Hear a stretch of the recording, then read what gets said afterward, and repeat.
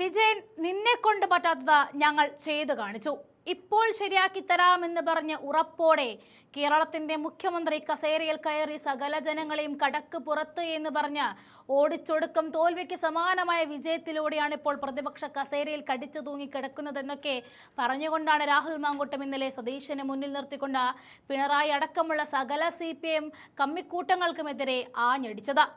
VD. Satheesan എന്ന ജനകീയ മുഖ്യമന്ത്രിയുടെ കരുത്തിൽ UDF സർക്കാർ മുന്നോട്ട് കുതിക്കുമ്പോൾ അസൂയ മൂത്ത് അലമുറയിടുന്ന പ്രതിപക്ഷത്തിന്റെ മുഖത്തേറ്റ കനത്ത പ്രഹരമാണ് പ്രിയദർശിനി സൗജന്യ യാത്രാ പദ്ധതിയെന്ന് അടയാളപ്പെടുത്തുകയാണ് ഇവിടെ മാങ്കൂട്ടം. അധികാരമേറ്റ വെറും 27ാം ദിവസം ഈ ജനകീയ പ്രഖ്യാപനം നടപ്പിലാക്കിയപ്പോൾ ഇവിടെ ചിലർക്ക് നെഞ്ചെടുപ്പ് തുടങ്ങിയിട്ടുണ്ട്. 2021 വോട്ട് തട്ടാൻ വേണ്ടി ക്ഷേമ പെൻഷൻ 2500 രൂപയാക്കുമെന്ന വീരവാദം മുഴക്കി.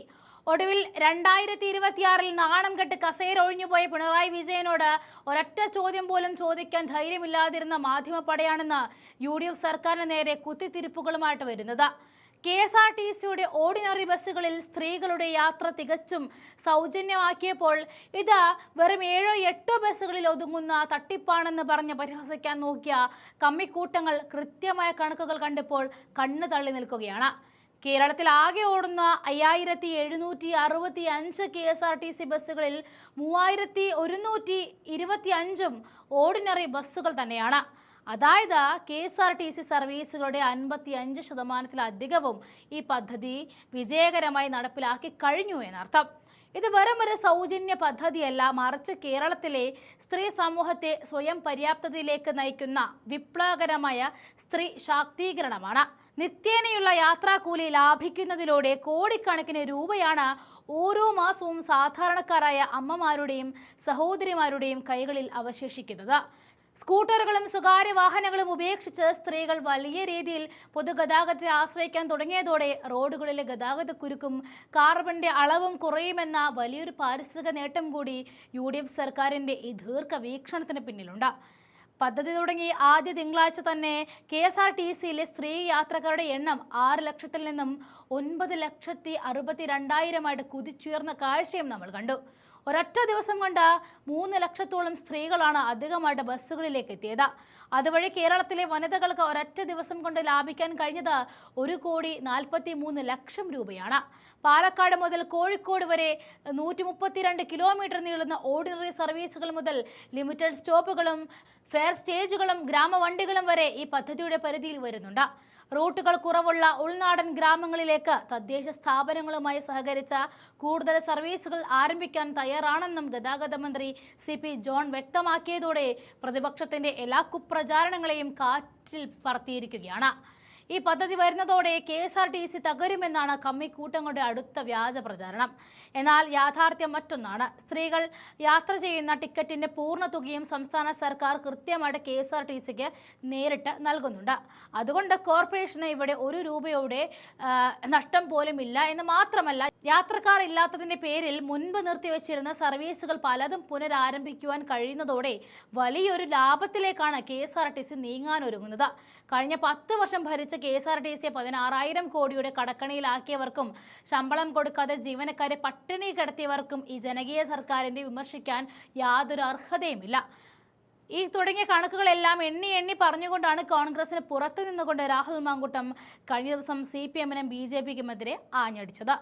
CPMകാരൻ കൈ കാണിച്ചിട്ട് കേരളം നിർത്താതെ പോയതിന് പാവപ്പെട്ട KSRTCയുടെ നെഞ്ചത്ത് കയറിയിട്ട് എന്തെങ്കിലും കാര്യമുണ്ട്? കേരളം ഏറ്റവും അധികം ചർച്ച ചെയ്ത ഇന്ദിരാ ഗ്യാരണ്ടികളിൽ ഏറ്റവും പ്രധാനപ്പെട്ട പ്രിയദർശിനി സൗജന്യ യാത്രാ പദ്ധതി ഇന്നലെ നടപ്പിലാക്കിയതിനു ശേഷം ഒരു വശത്ത് CPMകാരൻ്റെ അലമുറ ഇട്ടുകൊണ്ടുള്ള നിലവിളി, മറ്റൊരു വശത്ത് സമരമെന്ന് പറഞ്ഞുകൊണ്ടുള്ള BJPക്കാരൻ്റെ കോമഡി ഷോ.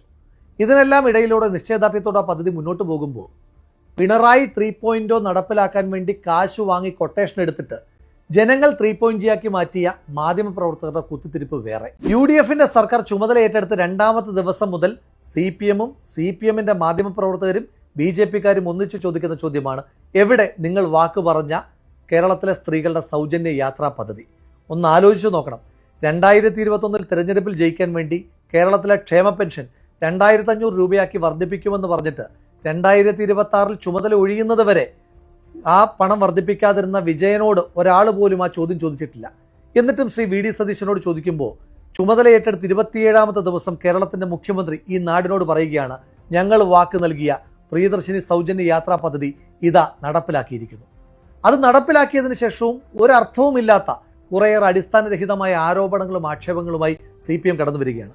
അതിൽ ഏറ്റവും ചൈൽഡിഷായി തോന്നിയ ആരോപണം ഇന്ന് ഉന്നയിച്ചത് CPMന്റെ മുതിർന്ന നേതാവും കേന്ദ്ര കമ്മിറ്റി അംഗവും മറ്റുമാണെന്നാണ് തോന്നുന്നത്. കാരണം ഡൽഹിയിലൊക്കെ പോകുമ്പോൾ അവർ കോട്ടിടുന്നത് ഞാൻ കണ്ടിട്ടുണ്ട്. ശ്രീമതി ടീച്ചർ പറഞ്ഞത് അത് പ്രിയദർശിനി സൗജന്യ യാത്രാ പദ്ധതി അത് 9 മണി തൊട്ട് എന്നുള്ളത് രാവിലെ 6 മണി തൊട്ടായി പുനഃക്രമീകരിക്കണം.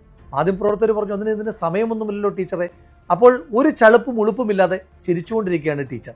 ഇതുപോലെയാണ് CPMകാർ ഉന്നയിക്കുന്ന ആരോപണങ്ങളെല്ലാം ജനങ്ങൾ പൊളിച്ചെടുക്കുമ്പോൾ ഒരു ഉളുപ്പും ചളുപ്പും ഇല്ലാതെ ചിരിച്ചുകൊണ്ടിരിക്കുകയാണ് CPMകാരും ചെയ്തുകൊണ്ടിരിക്കുന്നത്. പ്രിയദർശിനി സൗജന്യ യാത്രാ പദ്ധതി ആദ്യഘട്ടത്തിൽ ഓർഡിനറി ബസ്സുകളിൽ മാത്രമാണ് നടപ്പിലാക്കാൻ പോകുന്നതെന്ന് പറഞ്ഞപ്പോൾ CPMകാർ ഉന്നയിച്ച ഏറ്റവും പ്രധാനപ്പെട്ട വിമർശനം ഇതാകെ 437 ബസ്സല്ലേ ഉള്ളൂ, അതൊരു തട്ടിപ്പല്ലേ, ജനങ്ങളെ പറ്റിച്ചതല്ലേ എന്നാണ്. സത്യം അതാണ്. ചില കണക്കുകൾ പരിശോധിക്കാം. കേരളത്തിൽ KSRTC ഉടമസ്ഥതയിലുള്ള ആകെ ബസ്സുകൾ 5765. അതിൽ തന്നെ ഓർഡിനറി ബസ്സുകളുടെ എണ്ണം 3125. അതായത് പ്രിയദർശിനി സൗജന്യ യാത്രാ പദ്ധതി ലഭിക്കുവാൻ പോകുന്നത് 3125 ബസ്സിലാണ്. 437 ബസ്സല്ല കേട്ടോ. ഇത് ശതമാനം എടുക്കുമ്പോൾ കേരളത്തിലെ ആകെ KSRTC ബസ്സുകളുടെ 55%ലും സൗജന്യ യാത്രാ പദ്ധതി നടപ്പിലാക്കുവാൻ പോവുകയാണ് എന്നുള്ളതാണ് യാഥാർത്ഥ്യം. ഇത് കേവലമായ ഒരു സൗജന്യ യാത്രാ പദ്ധതിയല്ലേ, ഫ്രീ ബീസ് അല്ലേ, ഇത് തെറ്റല്ലേ എന്ന് ചോദിക്കുന്നവരോടുള്ള മറുപടി ഇത് കേവലമായ ഒരു സൗജന്യ യാത്രാ പദ്ധതി മാത്രമല്ല, ശക്തമായ സ്ത്രീ ശാക്തീകരണം ഇതിന് പിന്നിലുണ്ട്. എങ്ങനെയാണെന്ന് പറയാം. അതായത് സ്ത്രീകൾ ഇപ്പോൾ യാത്ര ചെയ്യുവാൻ വേണ്ടി ചിലവഴിക്കുന്ന തുക അതവർക്ക് സേവ് ചെയ്യുവാൻ കഴിയും. അത് മറ്റ് ക്രയവിക്രയങ്ങൾക്കും കുടുംബത്തിൻ്റെ ആവശ്യങ്ങൾക്ക് വേണ്ടിയിട്ടും സ്വയം പര്യാപ്തതയ്ക്ക് വേണ്ടിയിട്ടും അവർക്ക് ഉപയോഗിക്കാൻ കഴിയുമ്പോൾ സ്ത്രീ ശാക്തീകരണം നടപ്പിലാകുന്നു. ഇതിനു മേലൊരു പാരിസ്ഥിതിക ലക്ഷ്യമുണ്ട്. ഇപ്പോൾ സ്കൂട്ടറിലുമൊക്കെയായി യാത്ര ചെയ്യുന്ന സ്ത്രീകൾ സൗജന്യ യാത്രാ പദ്ധതി വരുമ്പോഴത്തേക്കിന് KSRTC കൂടുതലായി പൊതുഗതാഗതത്തെ കൂടുതലായി ആശ്രയിക്കും. അങ്ങനെ റോഡിലെ തിരക്ക് കുറയ്ക്കുവാനും കഴിയും, അതുപോലെ തന്നെ കാർബൺ എമിഷൻ കുറയ്ക്കുവാൻ കഴിയും. അപ്പോൾ ഇതിന് പാരിസ്ഥിതികമായ മാനങ്ങളുമുണ്ട്. ഇങ്ങനൊരു സൗജന്യ യാത്രാ പദ്ധതി നടപ്പിലാക്കിയതിൻ്റെ പേരിൽ മാത്രം ആളുകൾ ബസ്സിൽ കയറുമോ എന്ന് ചോദിച്ച ചില ആളുകളുണ്ട്. അവരോട് പറയാനൊരു കണക്കുണ്ട്. കഴിഞ്ഞ തിങ്കളാഴ്ച കേരളത്തിൽ ആകെ യാത്ര ചെയ്ത സ്ത്രീകളുടെ എണ്ണം 6.9 ലക്ഷമായിരുന്നു. എന്നാൽ പ്രിയദർശിനി സൗജന്യ യാത്രാ പദ്ധതി നടപ്പിലാക്കിയ ഇന്നലെ തിങ്കളാഴ്ച യാത്ര ചെയ്ത സ്ത്രീകളുടെ എണ്ണം 9.62 ലക്ഷമാണ്. ഏതാണ്ട് 3 ലക്ഷത്തിലധികം സ്ത്രീകളുടെ യാത്രയിലാണ് വർധനമുണ്ടായിരിക്കുന്നത്. ഇനി ഇന്നലത്തെ ദിവസം മാത്രം കേരളത്തിൽ സ്ത്രീകൾക്ക് പ്രിയദർശിനി സൗജന്യ യാത്രാ പദ്ധതിയിലൂടെ സേവ് ചെയ്യുവാൻ പറ്റിയ തുക 1,43 ലക്ഷമാണ്.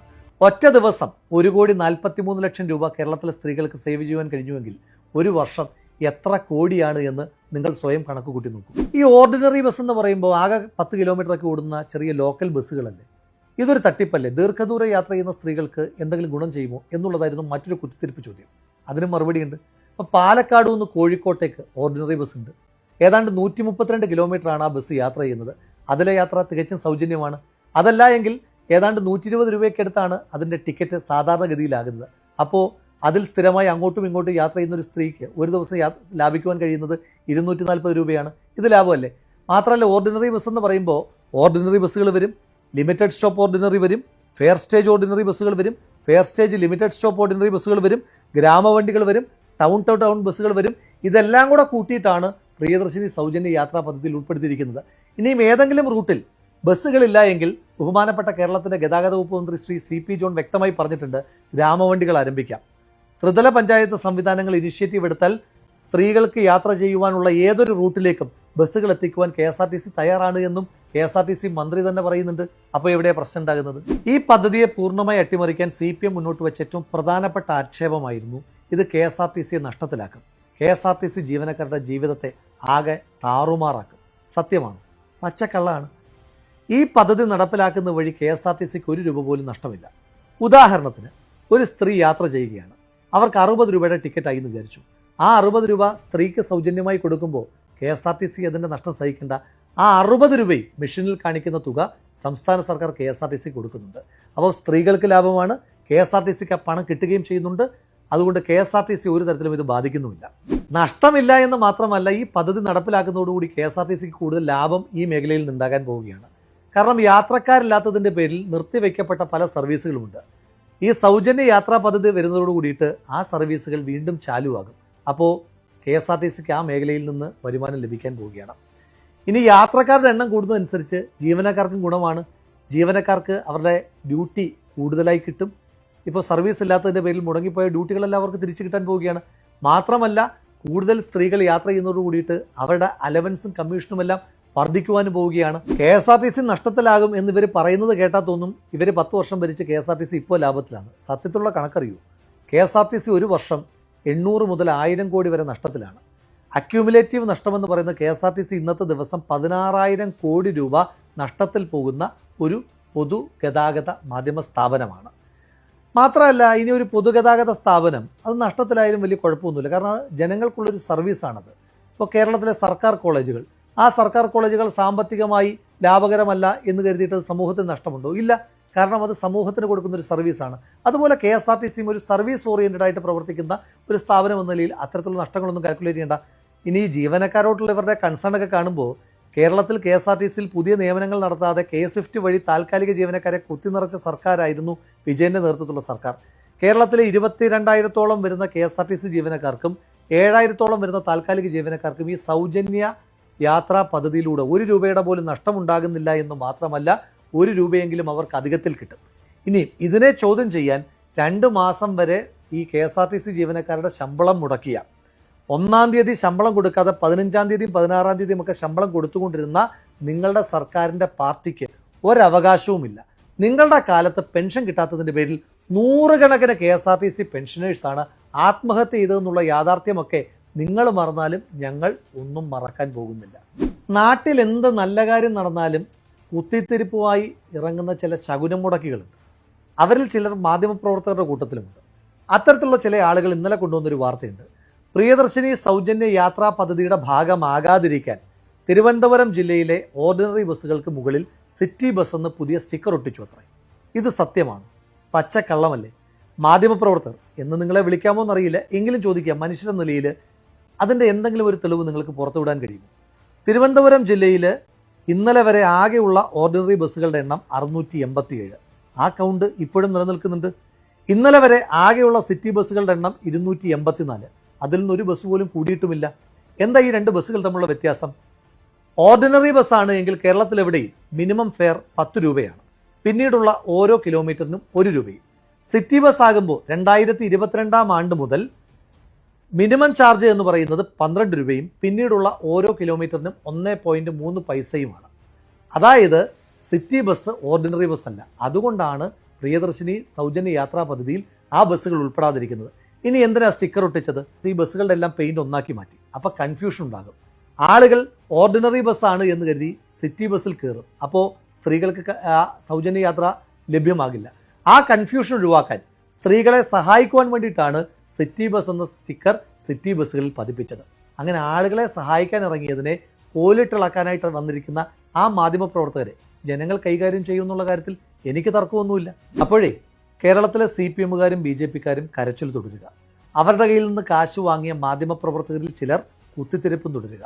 നിങ്ങളുടെ കരച്ചിലും കുത്തിത്തിരിപ്പും ഒക്കെ തുടരുന്നതിനിടയിൽ കേരളത്തിലെ സ്ത്രീകൾ, നിങ്ങളുടെ വീട്ടിലേക്കുള്ള സ്ത്രീകൾ അടക്കം ചിരിച്ചുകൊണ്ട് അവർ അമ്പലങ്ങളിൽ പോകും, പള്ളികളിൽ പോകും, ആശുപത്രികളിൽ പോകും, പഠിക്കാൻ പോകും, തൊഴിലിടങ്ങളിൽ പോകും, സിനിമ കാണാൻ പോകും, അവർക്ക് പോകേണ്ട ഇടങ്ങളിലെല്ലാം പോകും. അതുവഴി സ്ത്രീ ശാക്തീകരണം ഈ നാട്ടിൽ ശക്തമാകും. നിങ്ങൾ ഇങ്ങനെ കരഞ്ഞുകൊണ്ടിരിക്കുക, നിങ്ങൾ കലാപം ഉണ്ടാക്കിക്കൊണ്ടേയിരിക്കുക. അതിനൊക്കെയിടയിൽ അതിശക്തമായി ജനകീയ സർക്കാർ ശ്രീ VD സതീശൻ്റെ നേതൃത്വത്തിൽ മുന്നോട്ട് പോവുക തന്നെ ചെയ്യും. ആ കൊടുങ്കാറ്റിൽ നിങ്ങൾ നുണകൊണ്ട് കെട്ടിപ്പൊക്കിയ കോട്ട കൊത്തളങ്ങളെല്ലാം തകർന്നടിയും എന്ന് നിങ്ങൾക്ക് സംശയമുണ്ട്.